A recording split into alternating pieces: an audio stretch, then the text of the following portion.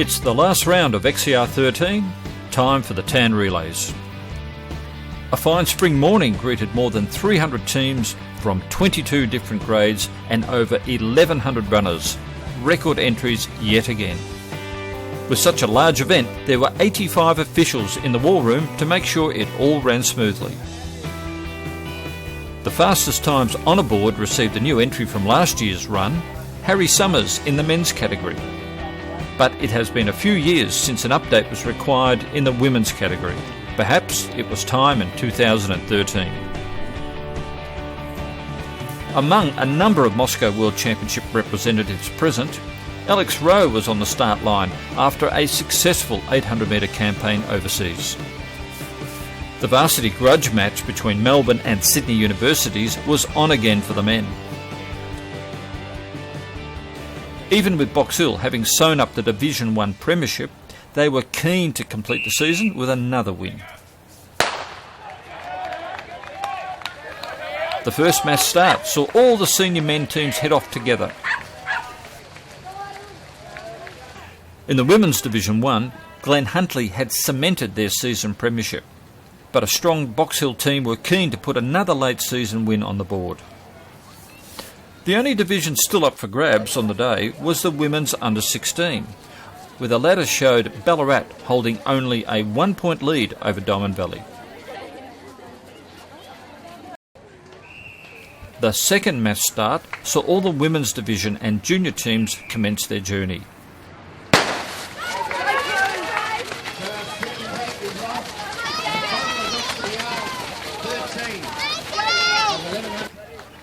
At the first changeover for the men, Dewey Yoa led Ballarat to a small lead over Ryan Patterson of Knox.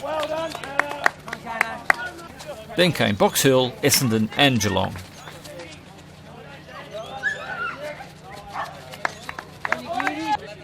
Sydney Uni had the jump on their rivals.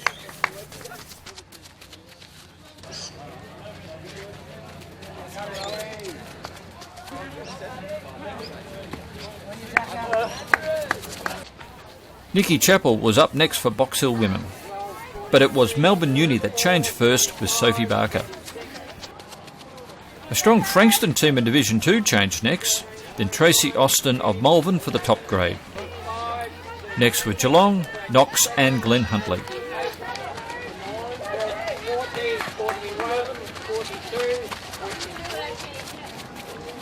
In the women under 16, Diamond Valley were in with a chance. Steve Deneen took the Box Hill men to the lead, despite an eager next runner. Kane Willie handed over for Knox in second, then Sydney Uni were flying the New South Wales flag with a clear third placing. Nikki Chappell ran a blinder to take Box Hill from nowhere to the lead. Her unofficial time of 12 minutes and 9 seconds propelled her to the fourth fastest ever around the tan. Glen Huntly were not far behind, with Julia Edwards handing over to Cassie Hyam. Then Melbourne Uni back in third.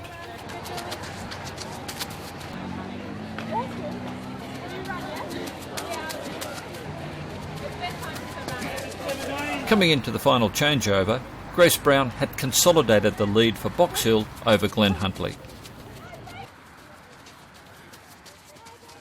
At the end, Amy Carrick anchored the White Horses to the win, another strong performance in the latter stages of the season. Joint XCR champion Tali Bird brought the Hunters home for second, but the premiership was not under threat. Melbourne Uni took the bronze, with Sarah McSweeney running the final leg. Had a big win in Women's Division 1, helped by the fourth fastest time ever by a woman around the town, by Nikki Chappell. We had a great day today. It was so nice having Nikki come and run with us the last 2 weeks, over at Burnley and today at the Tan, and she's had such an amazing run to come forth. The season went very strong momentum at the end of the season with a win, Burnley and today. Yeah, obviously we had really strong teams both for the half and today. We're missing one of our good runners, Julie Norney, but we still held strong, especially with the help of Nikki. It's been great. We've had a great day. So our Women's Division 1 team ran second overall. We had a couple of PBs in the group, but it's a perfect day here at the Tan in Melbourne, and we've got heaps of runners out with Glen Huntly. What do you think draws people out to an event like this?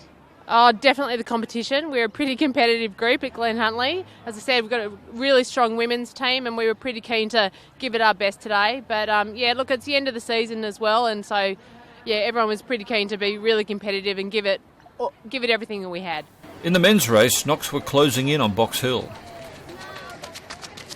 Sydney Uni still hanging on to third, about 30 seconds back. The men's XCR'13 champion Steve Kelly had no trouble protecting the Box Hill lead to come home for another race victory as well as the season premiership. Craig Appleby ran home last season's champion team Knox into second. A strong last leg by Liam Adams brought Essendon through the field and into the minor medals. In the Battle of the Varsities, it was the visitors who again took home the bragging rights. They even had time to pose for a team photo before Melbourne Uni had even finished. Yeah, it's been probably the club's most successful year this year. We've been able to, I think, get the premierships in Division 1, 2, 4 and 7 this year.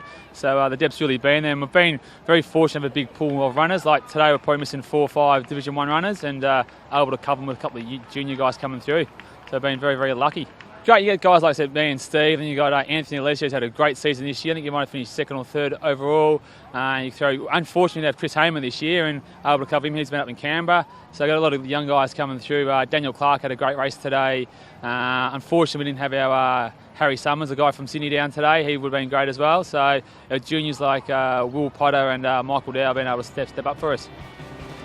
Meanwhile, back in their women's under-16s, it was Geelong that won the relay ahead of the two teams vying for the premiership. Diamond Valley finished just one position ahead of Ballarat to tie both teams on equal points at the top of the ladder. We'll have to go to the countback to decide the premiership.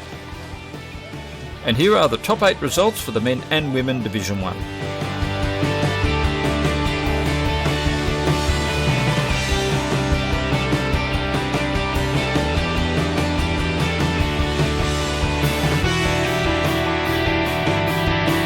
Hope you enjoyed this and the rest of the XCR'13 season.